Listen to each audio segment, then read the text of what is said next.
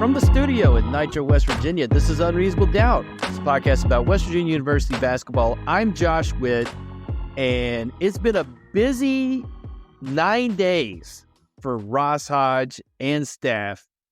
Last episode of this podcast, there was one portal ad. 9 days later, there are now 5 portal ads and one high school recruit that is committed.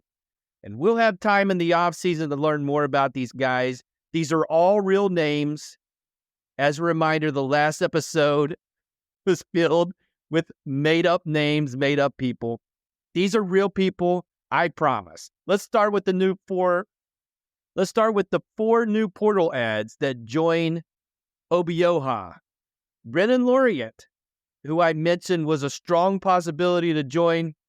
He's confirmed, again, barring a surprise entry into professional basketball. 6'9" big, played 2 seasons for Dusty May at Florida Atlantic, transferred to North Texas last season. He'll use his final year of eligibility at WVU.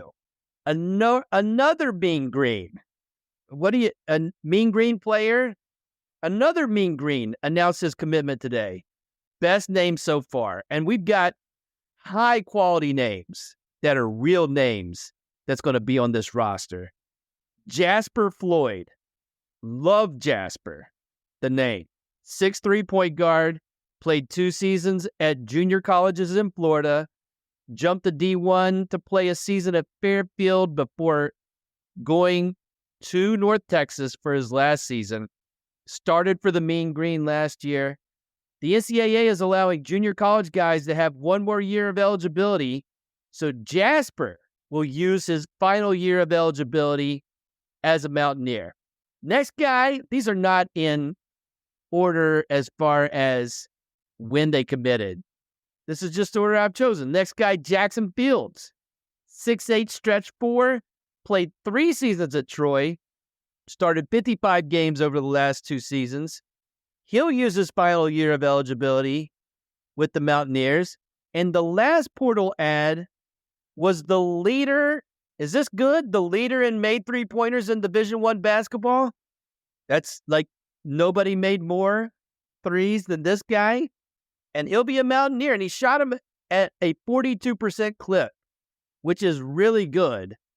His name is Honor Huff, 5'10" guard, who played 1 season at BMI before playing his last 2 seasons at Chattanooga in the Southern Conference.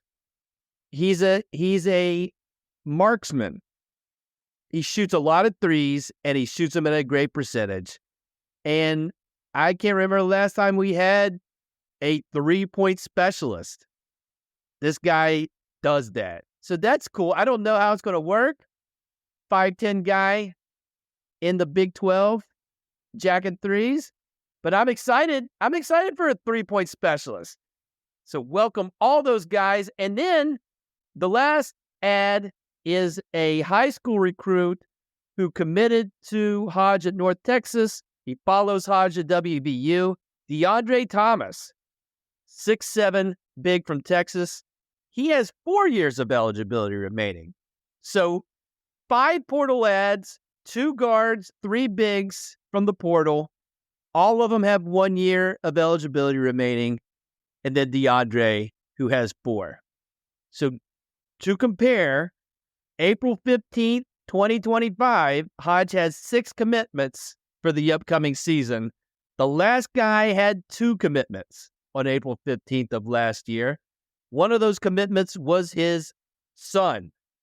So it's not, I don't know if it's good or bad.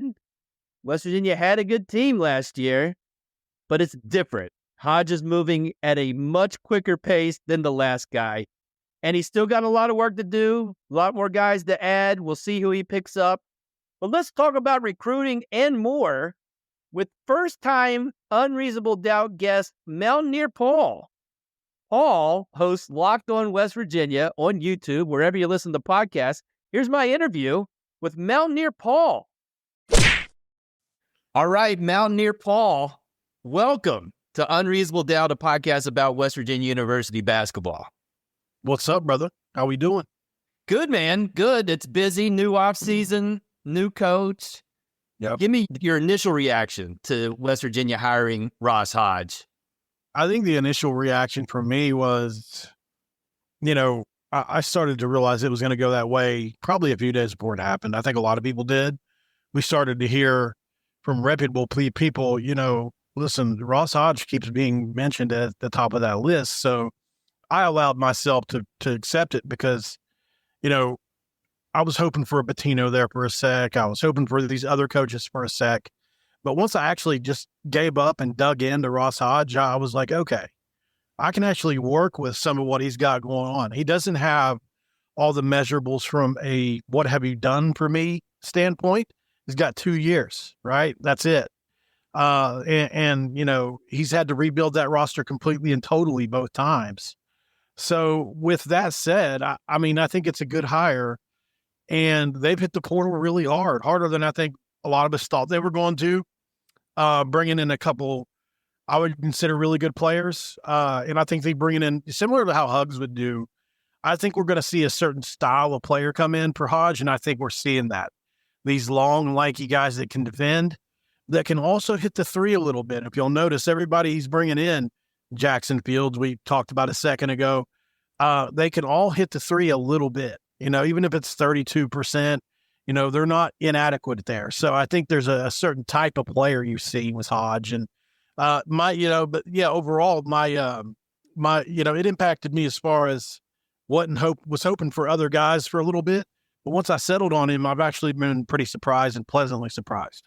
And Laureate, one of those guys, 50% last year, didn't shoot a ton of them, but across the board, and even the guy today, Jasper Floyd, okay percentage, more of a drive and kick guy, but I'm excited with what they're bringing in. But you talked about overhaul, and we got these kind of handful of guys from last year's roster, some in the win, some parts unknown.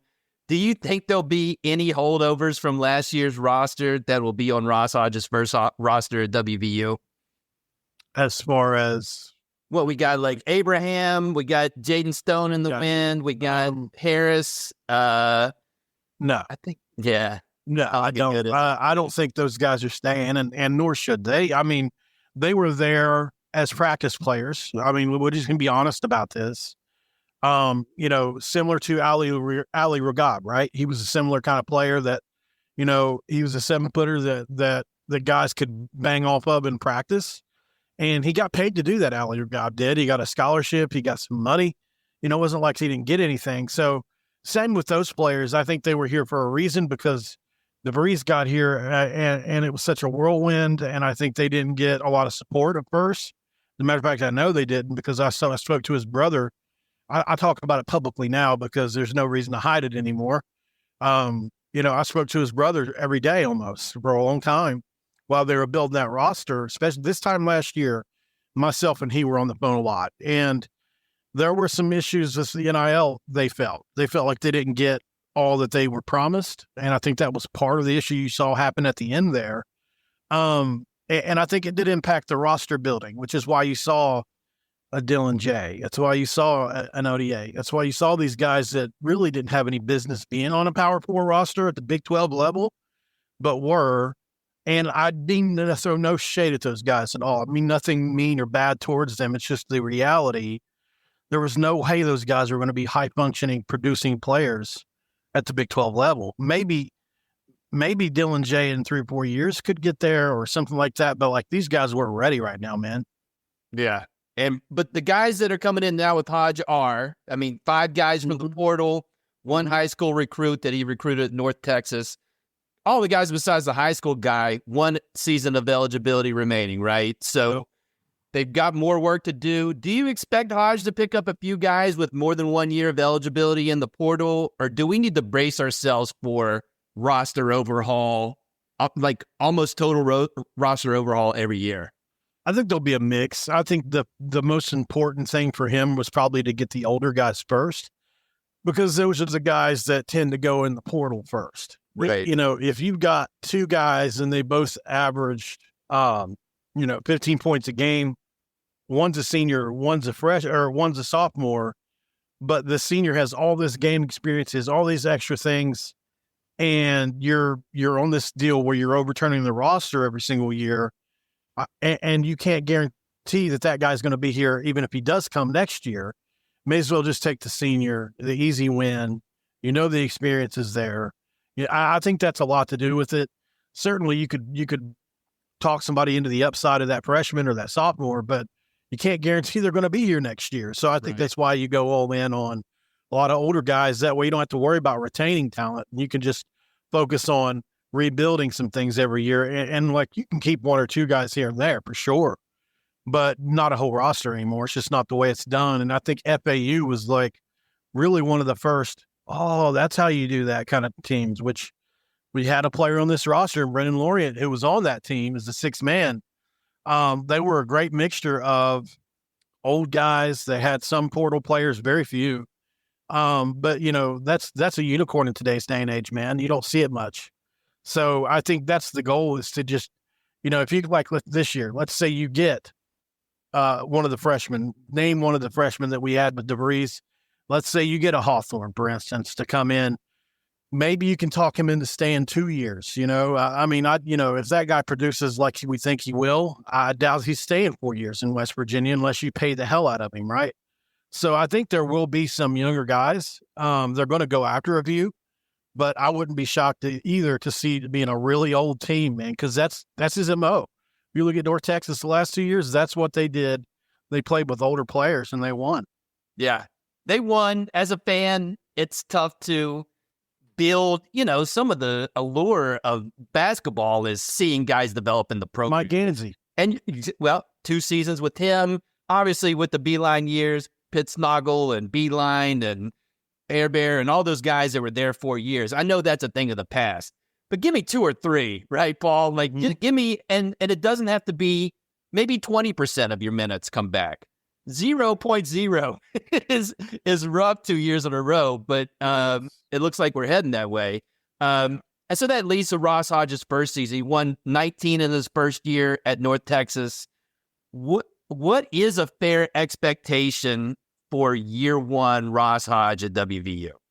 The last 3 years, I have predicted West Virginia to be an 18 to 19 win tournament team.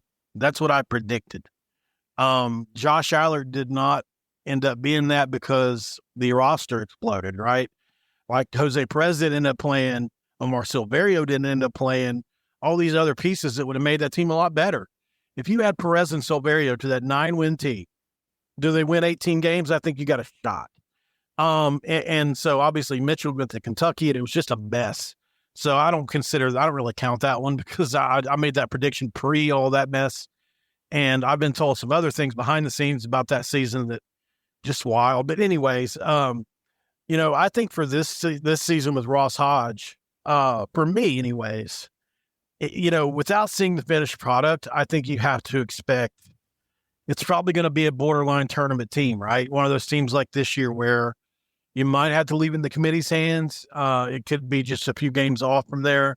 I think anything, as long as we see some progress in some ways, I think that's fine. I mean, I don't even know if he's going to be able to duplicate what Darren DeVries did last year. That's really a tough act to follow when you think about what he did from a wins standpoint with Iowa State, with Kansas, with the big wins like that, Gonzaga, Arizona. So it's going to be tough to replicate. So it's going to have to be a different type of success than probably Darren DeVries, which was these big wins. They all happened in like the same part of the season, and then you just kind of fell flat towards the end without the depth. I think it could be the reverse with this team. I think this team could start off a little slower and then pick up steam as the season goes on. Now, adding a couple of these North Texas guys makes it interesting because the chemistry could come along sooner than normal, right? Because you got a couple guys. It just depends on who's in the starting lineup. Personally, I don't think, we added Jasper Floyd today. I don't know that I'm not comfortable necessarily with him being our starting day one, number one point guard, to offset a Huff, right? It's a pretty small, that's a pretty small guard lineup. So, I think for me, I would just hope that they add another scoring point guard to go along with Honor Huff, and get really bigger on the wings. Because I think our 3s and our 4s, our 4s and our 5s are doing pretty good so far. Obviously, Obioa, the only real true 5, but we'll see what they do. It's hard to predict right now, man. It's hard to predict, and it's hard to predict in addition to like projecting what it'll look like in the future. It really seems more and more it's like you got to have the prediction for that season with all these guys with 1 year, and then you just flip the page and start all over again. So it does make the idea of trying to figure out what you got difficult, and you can't do all right, well, they'll be good this year, but wait till year 2 when year 2 is going to be year 1 again with just a bunch of new guys. You know what I mean? It's really weird how to process that as a fan. To be fair, we've had 4 coaches, right? If you count Bob Huggins. Yeah, dude, in less than 2 calendar years. Yeah. Do we really know what normal is in this portal era as a West Virginia fan? No. Portal came in 2018, right? So, you know, it really wasn't like it is now for the first 2 or 3 years of the portal. I mean, if you were spending $1 million to $2 million the first few years of the portal, that was considered a big NIL roster. Right now, everybody has had years to build theirs up. It's gone beyond 10 million for basketball. That was an incredible football thing. I thought that was like you heard Ohio State did 20 million in football, right? Now you're getting half that in basketball. So it sounds like basketball players per player are getting played a lot better than football players. But yeah, so I think, you know, the budget they have, I think, is probably middle of the pack from what I understand. I don't think it's bad. I don't think it's great. I know we paid Honor Huff $1 million somewhere in there. So, you know, I think they're doing okay. We'll see what it ends up being, Josh. I'm curious myself to see how they finish this roster out because, you know, you could ask yourself, have we already added the big pieces or have we just added one big piece? I don't know the answer to that. And I mean, you look at Iowa, Miyakawa put a thing out. Did you see that? Iowa projected at 6.8 million spent this year already. Wow. 5 in the country. We were told all offseason they had no money. All of a sudden they bring in McCollum, they've got all this money. So, you know, and like I was told by a couple agencies, I even shared the screenshots on my show. I don't know if you saw it or not, but I had one agent tell me West Virginia's making really competitive offers. So, you know, takes that for what it is. And I think what they're doing is I think they're making really competitive offers to the players that they want, you know, and not everybody. So, right. You know, they might sniff around here, sniff around there to guy. And that's why you see all these offers. But I think there are all, you know, some of them are smoke screens. So everybody off, some of them are players that don't want to do with them, you know, and that happens. And then, you know, sometimes it just comes down to the money where I'm not even going to get involved. We'll initially reach out. That agency will say, you know, he's, and it could be one phone call and these agents will say, oh, they're interested. And all of a sudden you see West Virginia's offered him and him and him. When really, like from my conversations with these players, not necessarily the case. Like, it's like, oh, I got one phone call. I mean, you consider that interest, I guess, you know, so it's just really hard to parse through, Josh. I don't know if any one man could, as I am, and you are. I know you have a partner that helps you with this, but like, you know, by myself, like I've had to, luckily for my mods, man, I've got some people I've had to almost employ to help me get through all this because there's so many names and we haven't even started football. And it's already started to get, I mean, I'm Hershey McLaurin today. I reached out to Hershey McLaurin and he told me, man, I'd love to come back to Morgantown. And he just hit the portal a couple hours ago, you know? So I'm like, God, I'm having to keep track of this now. I don't know how they do it. I really don't. And you got the house settlement coming and that's going to stir the pot again. And it'll change even down the road. So it's wild, man. But let's talk about you. Like I started watching you with Coos. Y'all did Hoops from the Hills. Yep. So you've done YouTube for a while. What made you decide to start a WVU Sports YouTube channel?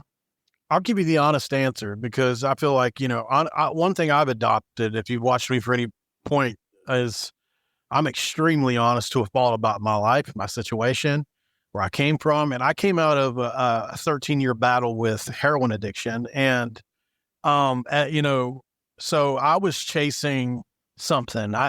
I needed to get my life back on track because, you know, coming out of that, it's literally the darkest depths of despair. You know, there are only a few things I can think of that would be worse. And that's like what some third world countries have.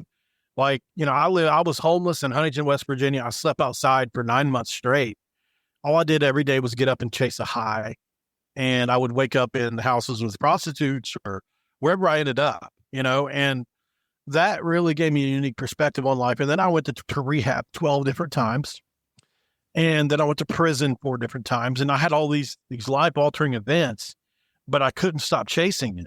And so I finally got to the point, and you might have heard somebody say this before, where I got sick and tired of being sick and tired. And I actually wanted to change. And so about a year into my recovery, I started watching, YouTube with West Virginia people and things.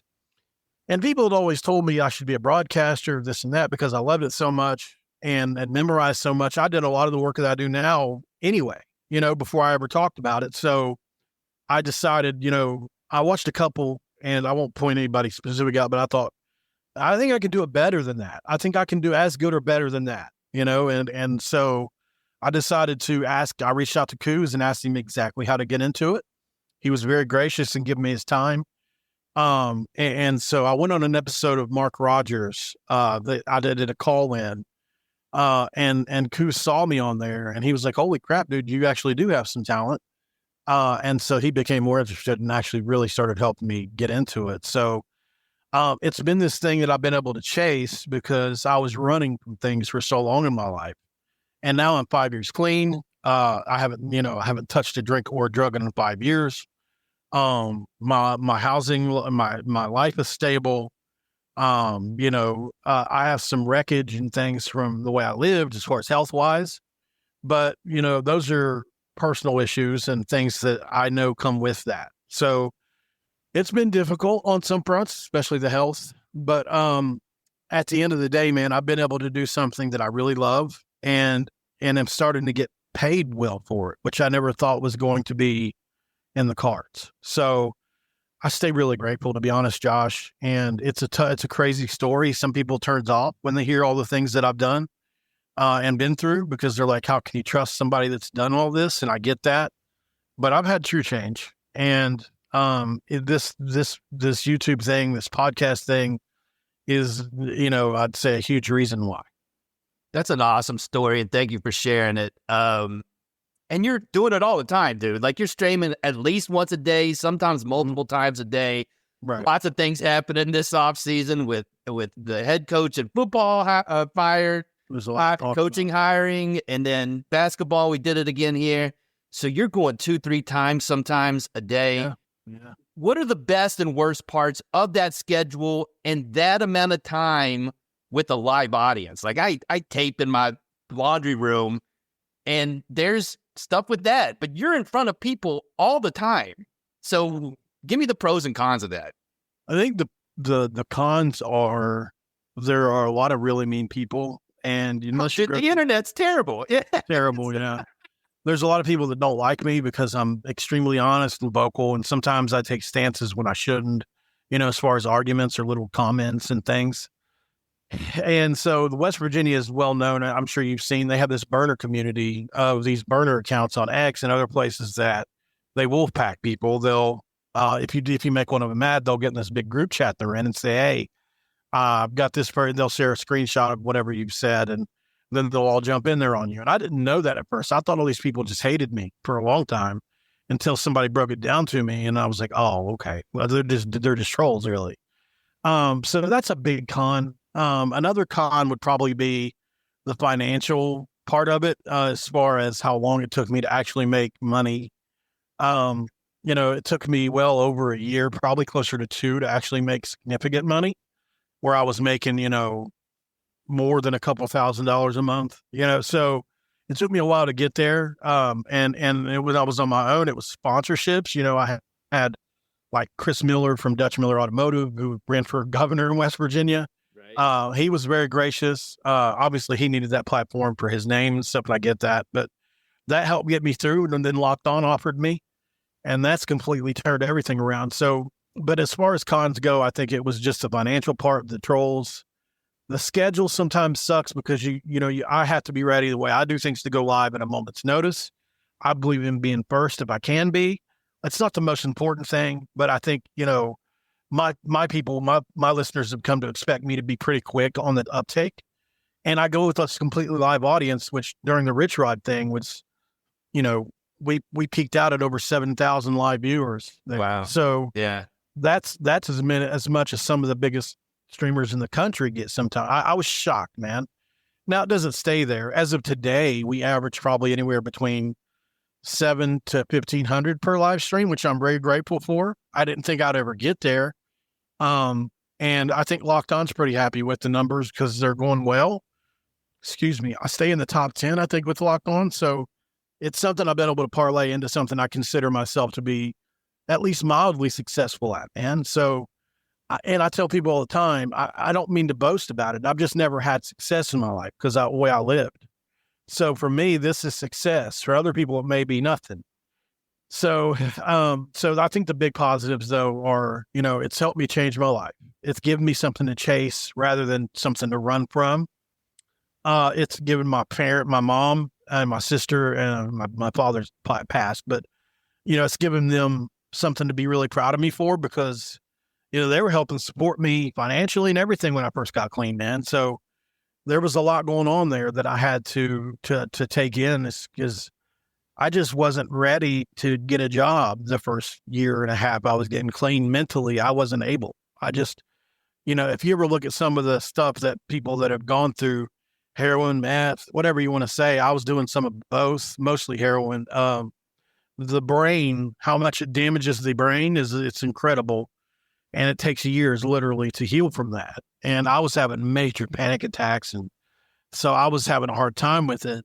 So thank God this came my way because I don't know that I could make it otherwise. Now I could, but then I couldn't. So I don't know if that answers that question very It does. There's a cause, but the pros came in strong at the end. Last question, very important question. Rank these Mountain Dews from worst to best. Okay. OG Mountain Dew, Code Red, all right, Baja Blast, okay, and the KFC Mountain Dew. I think it's called Sweet Lightning. So rank those worst to best. Okay, so I'm going to go OG is number one for sure. Right? That's what I've got right now. I knew it. Yeah. So I'll go with Code Red number two. I love Code Red, man. It's good. I'll go.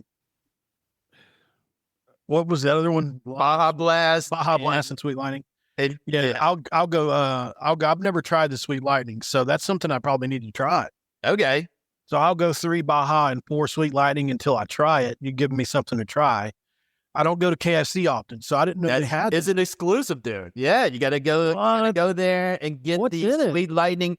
I think it's a peach flavor, peach and honey. Interesting. It is interesting. It's 4 for me. I'm a Baja Blast guy. Taco Bell. Oh, yeah, dude. A Baja Blast Zero. I'm a diet soda guy from way back. Well, I appreciate it. Thanks for sharing your story, and thanks for giving me your thoughts on WVU basketball. Mountaineer Paul, thank you for joining me on Mountaineer. This is not Mountaineer Josh. On Unreasonable Doubt, a podcast about West Virginia University basketball. Mountaineer Josh. Don't take my thing, man. Thanks, Mom. All right, brother. Unreasonable Doubt is under the Smoking Musket umbrella. Go to smokingmusket.com. Read posts about WVU sports, daily throwdown. Check that out. Go to the Discord. We're talking about WVU sports and other stuff on the Smoking Musket Discord. Link for that is in the show notes. Listen to West by Pod, the WVU football podcast under the Smoking Musket umbrella. Do all that stuff. Smoking Musket.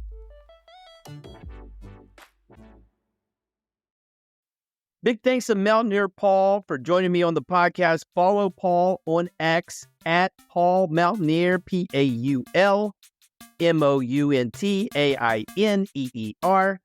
That's it for this episode of Unreasonable Doubt. Listen on all the platforms, or just pick one. Apple Podcasts, Spotify Podcasts, Overcast Podcasts, Pocket Cast Podcasts, YouTube. Until next time, I'm Josh Witt. WVU for the 2025-2026 season. They have 0 wins and they have 0 losses.